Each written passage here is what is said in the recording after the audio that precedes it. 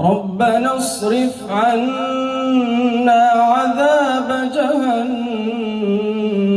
إن عذابها كان غراما إنها ساءت مستقرا ومقاما والذين إذا أنفقوا لم يسرفوا ولم يقتروا وكان بين ذلك قواما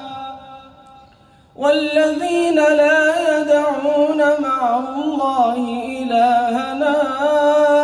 آخر ولا يقتلون النفس التي حرم الله إلا بالحق ولا يزنون ومن يفعل ذلك يلقى أثاما يضاعف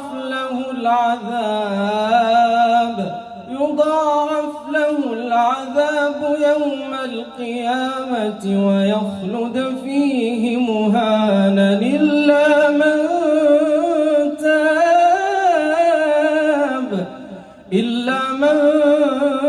تاب وآمن وعمل عملا صالحا فأولئك يبدل الله سيئاتهم حسنات وكان الله